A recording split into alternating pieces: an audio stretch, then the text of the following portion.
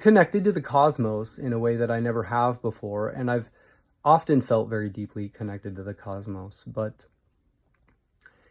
that's us. If you see a distant star, or if you connect with one of the constellations, or what have you, what you're doing, you look out into space, you see the most distant thing shining so incredibly far away. But what you're doing, if you're a tarot reader, or a diviner, or a channeler, you know that when you pick up on something, its energy, you expand the universe inside you, and at any moment later, you can go back to that energy. And so what you're doing is you're connecting with something so incredibly distant in your mind, you can't even imagine how far physically you are away from these things.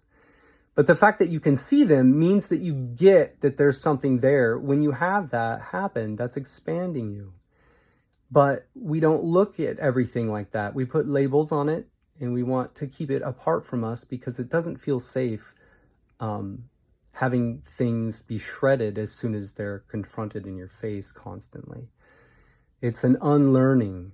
But labels aren't meant to stick, because that lizard brain that creates them is operating on zeros and ones. And there's only so many combinations of zeros and ones that you can try and understand all of this with. That's like a video game character trying to understand outside of, a computer, what the hell's going on out here.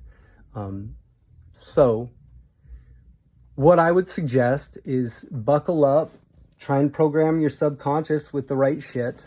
Not to say that anything is the wrong shit. It's just how you look at it. And so what I like about the hexagram is it's based on two, yin and yang and all of that you could plug right into the theory of the zeros and ones on a computer, and how the lizard brain works.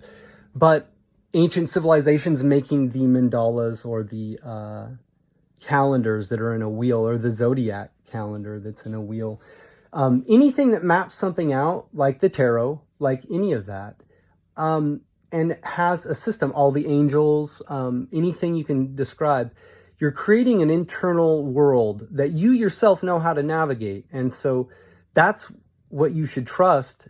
You don't need to use my system, and it's not my system, but you know what I mean by that. You can use your internal world. The best magician that you have is your own internal world, and you've been building it your entire life. And so if you think of it in terms of a balanced